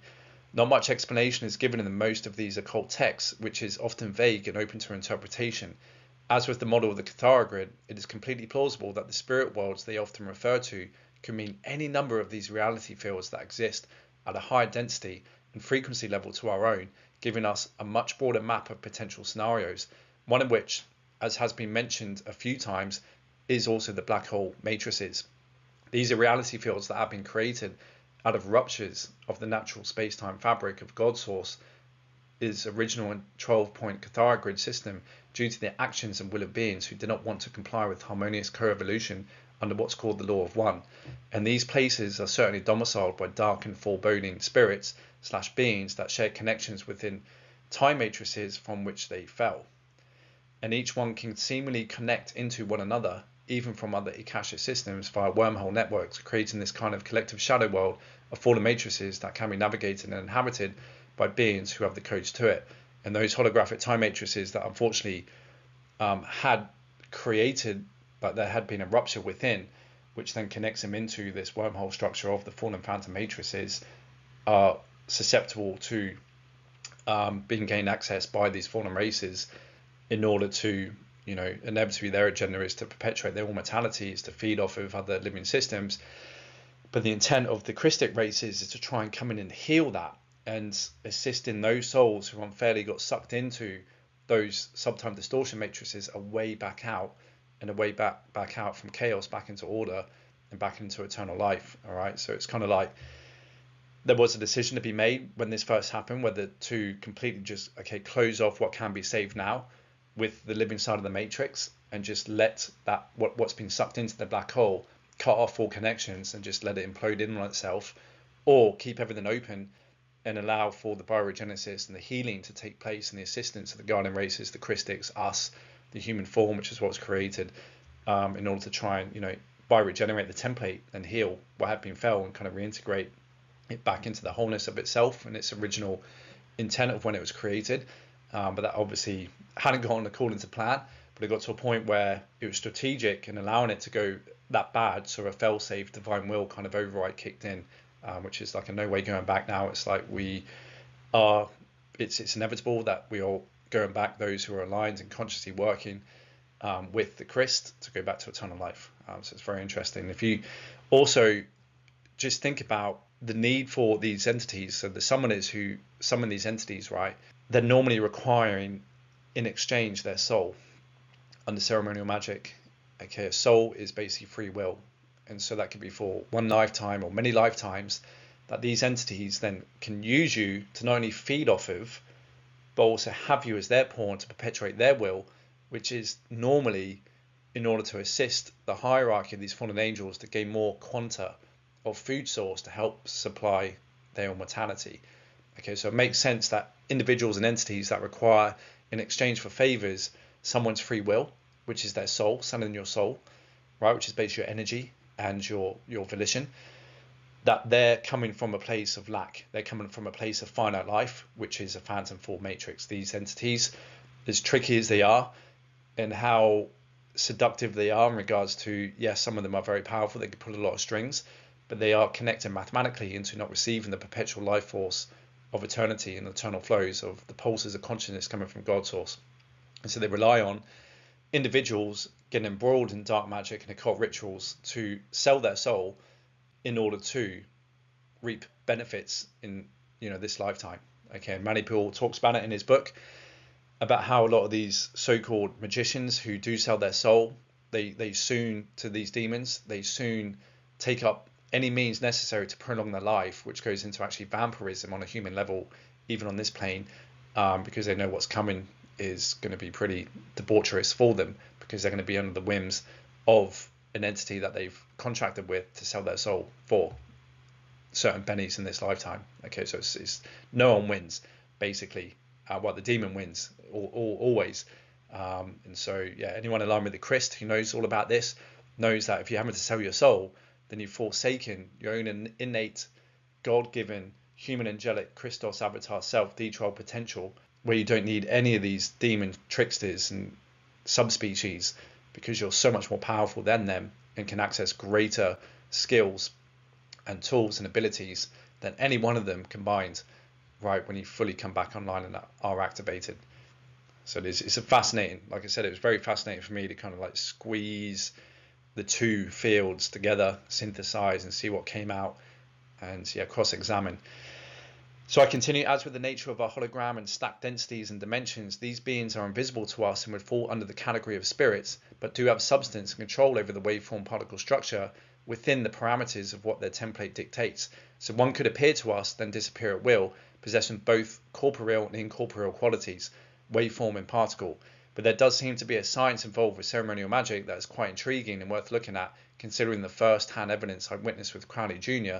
sending me images of his rituals and pacts during the early years of my awakening. An interesting comparison, a judge, obviously I alluded to this before, but I wrote about it. An interesting comparison, a judge is also considered a magistrate who sends a summons to an entity in order to appear before him, so he or she may be heard in the case. This requires funny squiggles on paper, a sigil, in the form of a name, which is an energetic signature representing the sound tones of that being. So it seems that a hierarchy exists within demonology, which is found as an inherent structure of the black hole fallen angelic races as taught in the MCO AMCC teachings, wherein the powers of demons are determined by the souls of demon possessors and controls. A soul is linked to the psyche, which is linked to the will, a commodity that is often traded in ceremonial magic or captured predatorily, which obviously then allows the energy siphoning and everything else, which may denote its power and rank amongst other demons/entities. Fallen angels may then be regarded as an angelic being who originally came into dimensionalized creation within any given time matrix with God's source's original intent of an eternal life Christic co-evolution philosophy, but then fell in consciousness who, just like a demon, is able to control elemental spirits, thus possibly being synonymous. Another detail, breaking down the word demon into its syllables, we have DE, it's the prefix, and Mon, again relating to the moon, which DE sharing the same root as deity, which you can put those two together to mean deities on the moon. You will see later how the moon is tied in with Saturn and the cube, which connects to Jehovah and the Jehovan Anu Elohim, fallen angels. An interesting observation, the teachings from the MCO AMCC rarely mentions demons in their dispensations. In texts, in other words, refers to these evil intelligences as fallen angels, intruder ETs, but when they do, it is otherwise in relation to being under control or subordinate to a fallen angelic faction. So on page 421 of Voyages 2, when describing the Jehovian trumpet pulses and seals, Easha mentions the concept of being a demon on a leash for fallen angels. Thus, as the first 4 Jehovian seals were released, unleashing the 4 horsemen of the apocalypse, this is if the book of Revelation had been fulfilled and the guardian intervention of everyone down here didn't prevent that, Earth's planetary shields would begin ripping apart as the artificial external Merkaba fields generated by the HDCs held select portions of Earth's matter base and populations in transdimensional suspension. The part of Earth's template and populations held by the Jehovian dove Apin are intended to go into merger with Density 3 Phantom Arcturus via the Phoenix wormhole and HTC network. The Jehovian Anu Elohim and Anunnaki false ascended masters refer to this as ascension. It is a macabre, unholy ascension, unless of course one desires temporary, artificially sustained eternal life in a living dead thought form body trapped in the phantom matrix as a demon on a leash, commissioned to do the bidding of Jehovian Anunnaki or one of the other unsavory fallen angelic dictatorships. So it seems demons are subordinate to fallen angels in this regard. Furthermore, on page 395, she writes, if the Anunnaki's Phoenix Matrix master plan succeeded, the halls of Amenti stargates would create an open wormhole interface into other living time matrices, and the life forms of Earth would become entrapped in deteriorating thought form bodies that would become the slave demon force of fallen angelic collectives. This was the intentions of the Luciferian Anunnaki when they devised the Atlantean flood drama. This is the destiny of sorrow to which they have long desired to condemn our race. Joining the fallen angelics in their finite phantom matrix holographic prison is the false eternal life they have been deviously promising human and Illuminati Leviathan races since the fall of Atlantis. Real eternal life is achieved through genuine ascension and mastery of consciousness within the living time matrix. Okay, this Universal Stargate 7 Arcturus and these Anu Elohim and how it connects into Saturn and the Black Cube and Kabbalah is so very salient, and for me especially with the work that I did looking back with my rituals, as we'll get to, it's otherwise confirming to me, part of the reason why I've come down here to help release these timelines and technologies that, like I said, these guys just wanted to rip all of our solar system and all the 4 harmonic universes into their phantom matrix to help give them more supply to perpetuate their immortality. Their whole modus operandi for their existence is to come up with schemes, devices, ways, and technologies in which to steal life force and penetrate and take over and conquer other living systems. It's purely sickening. Another important mention on page 258 in the footer under footnote 12, referring to the main body of the text, where she writes, from the 1992 Pleiadian-Sirian agreements and the recent cohorts in the Archangel Michael, Galactic Federation, Ashtar Command, Anunnaki collectives, it states in reference to Archangel Michael, more aptly described and historically known as Archdemon Michael, a discourse that seemingly clashes with occult magic texts and the names of spirits related to particular celestial bodies are seen with the Pentacles of the 7 planets diagram, with Archangel Michael being related to the Sun in ceremonial magic as its associated ruler. Likewise with the other planetary spheres and their corresponding rulers that the MCO AMCC teachings does not provide further explanation on, other than potential manipulation of occult texts by these fallen angelics. But it does reference the fact that these planets and stars are all conscious beings in and of themselves, given the nature of the conscious living creation we all reside within. And as we unpack more of the MCO AMCC teachings, we will see that there are supposedly many fallen factions all vying for control over portions of our time matrix to help feed their subtime black hole anomaly, phantom matrix zones, and artificial immortality, where there are more than one of them that house races/beings that tend to not like each other.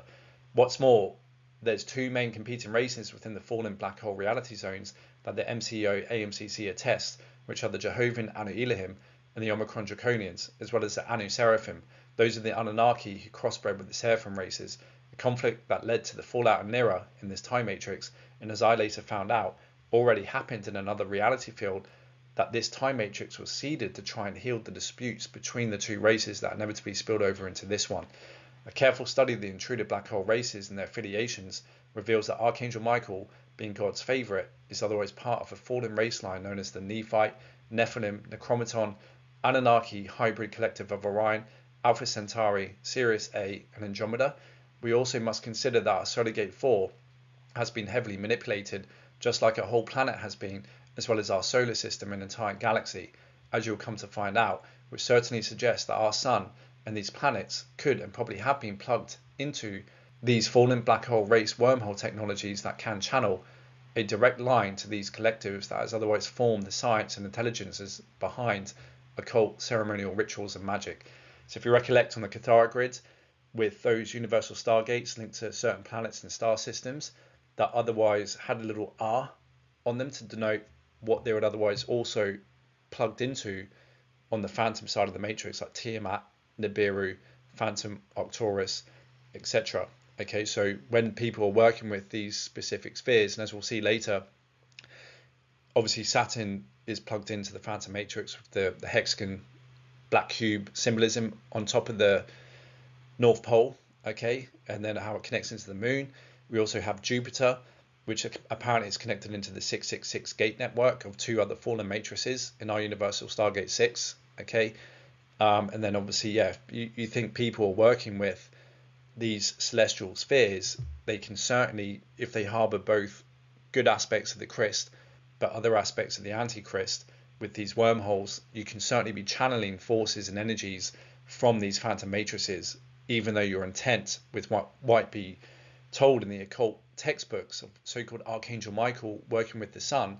As we know, the sun has been also manipulated and plugged into Phantom Nibiru, which connects into these Anunnaki, that Archangel Michael could appear to be a savior, yes, when you're given the context of the Anunnaki being the gods and the fallen seraphim races with the dragon moths, reptilians, right, and the insectoid races being the devil.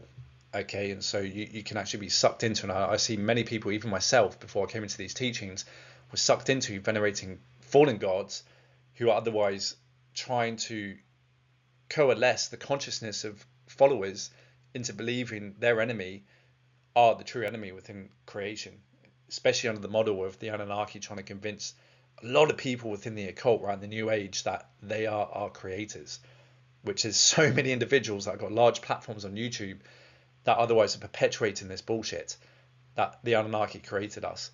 It could be further from the truth. And as I alluded to before, there is a half truth in that it dealt with them creating a slave race when they came here to mine for gold, which produced the Locust Neanderthal form when splicing their DNA, some of the Aniseraphim, right, the Enlil, Enki, and Thoth lines, and the Marduk lines, splicing their DNA with some of the local monkeys in order to produce the Locust Neanderthal, which then later developed to become the Cro-Magnon, which actually entered into an Emerald Covenant because it had some of the race line genetics of the Anunnaki, that the Jehovah Anunnaki and the Aniseraphim could come back into biogenesis under the Emerald Order for a certain time before those then reneged in order to gain more of the human angelic coding down here to fulfill their agenda of the Stargate conquest, right? And so that's where the Illuminati Leviathan races really spawned from here on planet, that harbored these fallen Anunnaki souls, that was then picked up and twisted in order to think that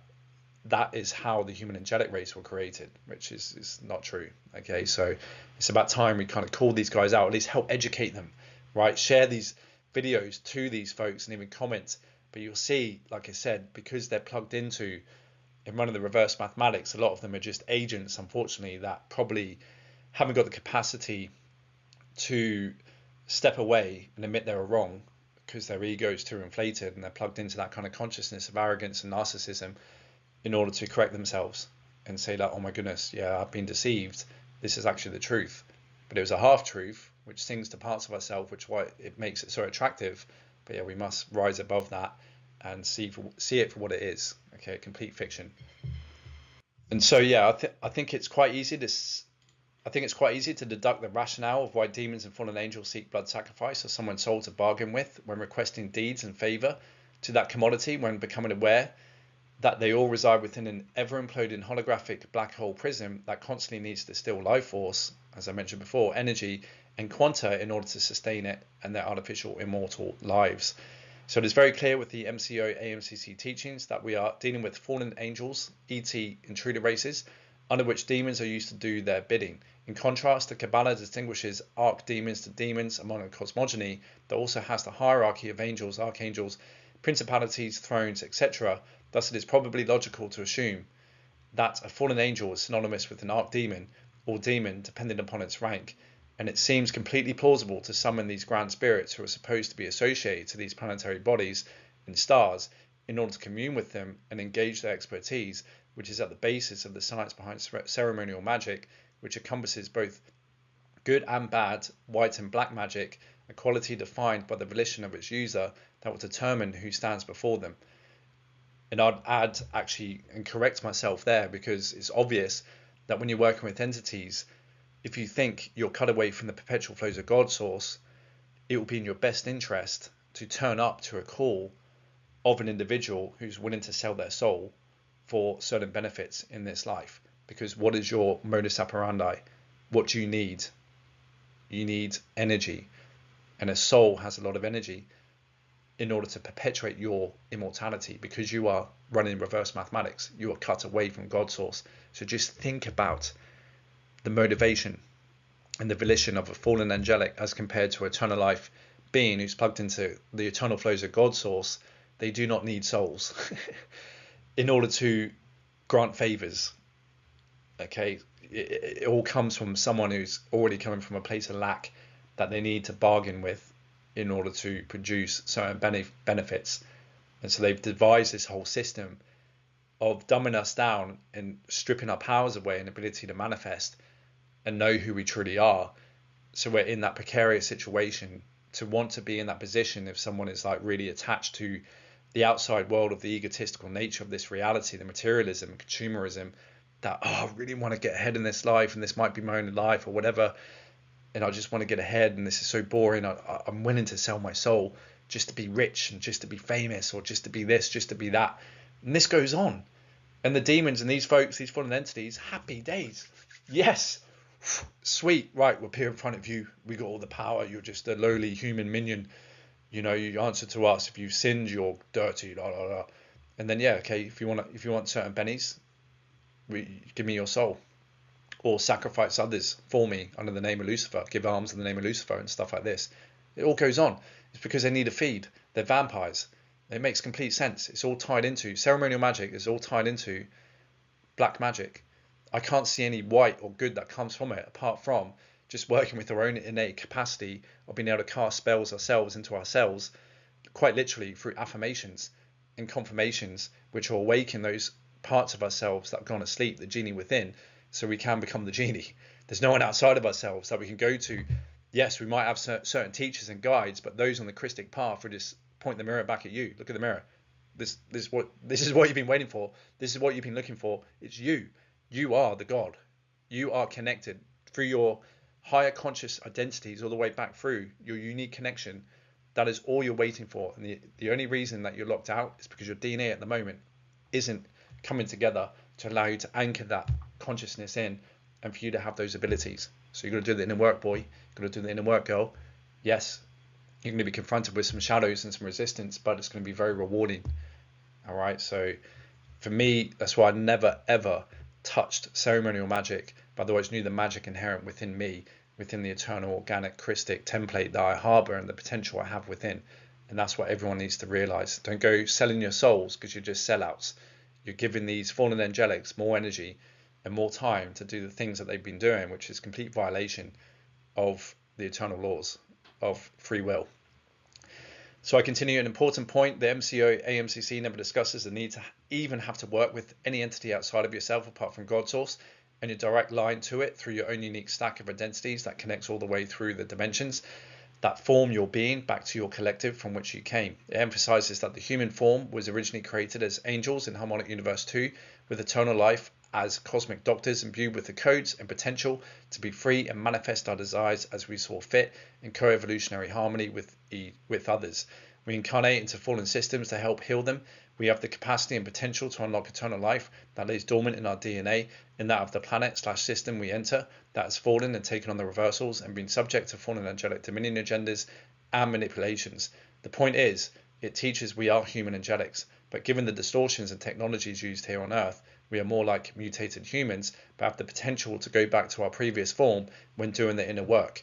We are all like Simba in The Lion King, embodying the body of a fully grown lion destined to be king, but housing the mentality of a cub still.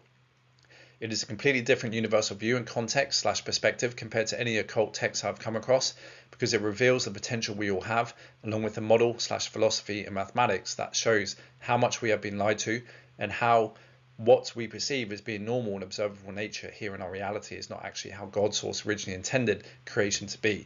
It reveals the very presence, technologies, races, affiliations and agendas and mathematics of fallen forces, which does separate the wheat from the chaff in other teachings. Granted, some occult teachings do teach that humans here will evolve to become angels, just like with what Manly P. Hall advocates. However, there are plenty of false ascension teachings that are designed to lure you into a false heaven, holographic reality system and path of evolution with the same potential, albeit coded, to an artificial reality field that needs to feed off of other living systems to sustain its immortality under a false god and hierarchy. That path will take your consciousness down black holes.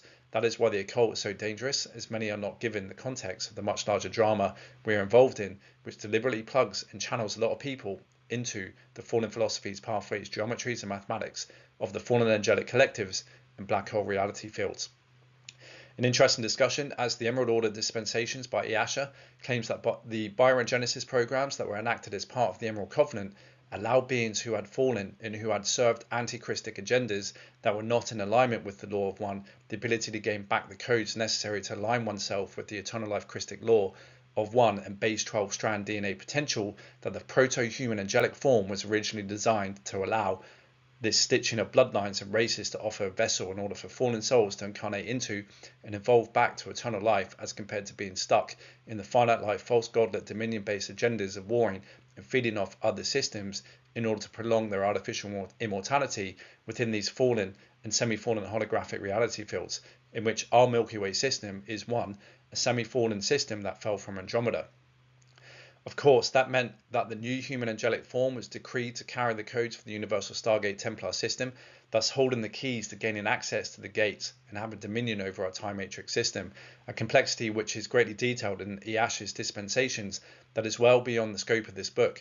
Needless to say, there is a lot of parallels between the old occult-based teachings and the more modern-based New Age teachings embodied within the MCO AMCC. Even though there is nothing really new about it, it's rather just newly been resurfaced from knowledge since lost but now reseeded here, which we are now able to reconcile and really start probing intelligently through scientific analysis and cross-examination of the mysteries that should shine a greater light in synthesizing it all and separating the truth from the facts. However, should I claim to be a wise man, then it surely means I do not know, but I put my faith in science, which is at the root of the word conscience, which is the epicenter of the ability of knowing as we transit into this remarkable astral house of Aquarius, which emanates within its astral chambers the solar logos of I know, that will illuminate not only the astral house of Leo sat opposite, which governs I will, but also the hearts and minds of many as time marches forward in this most salient of times. Okay, so as you can see here, this is otherwise we're going to go into more depth in chapter 6 when looking at the Christos founders races and the genealogy and the races supposedly here in our time matrix. Okay, the fallen lot as well as the Christos lot. And yes, you can see here some of the depictions of the fallen Anu Elohim. And there's also the Anunnaki bipedal dolphin people too that connects into this. Okay, that we'll go into more in depth in chapter 6. So that being said, thanks for spending the time and working through this with me. That was a big one. I think it's so important to give perspective and context to look at the map and the foundation of how creation is structured and the intent and volition behind that, and then compare that to the other occult cosmogonies, especially within the Kabbalah, because for me, it does separate the wheat from the chaff, and it's quite obvious that the MCO, AMCC teachings, at least for me, is the truth. Okay, and it's telling us how eternity is, how it's originally structured, how it all works, how our anatomy fits into a much larger anatomy of creation, and how it's all a fractal, holographic version of itself, no matter how small it makes itself as it is poured down into the densities and into the structure of creation in order for us all to be differentiated and experience one another as all is self, okay, as part of ourselves with many different faces, personalities, etc. All right, so thanks for watching, and I'll see you over in chapter 5, where we'll be covering my Bali Black Cube Moon and Anunnaki experience, which is another entheogen trip, which is quite interesting. as well as the 27 Club, the Black Cube and Saturn, the Kabbalah, the Book of Revelations, Wormwood, Nibiru and the Beast. That's very interesting. That's going to otherwise show what Jupiter's plugged into, and some interesting maps and diagrams relating to what Nibiru and Wormwood is. Israel, the Zodiac, astrobiology, and a bit more on Ophiuchus, and obviously Allah. All right, guys, so thanks for listening. Thanks for watching. I'll see you over in the next one. In the meantime, stay safe, and as always, stay sovereign. Ciao for now.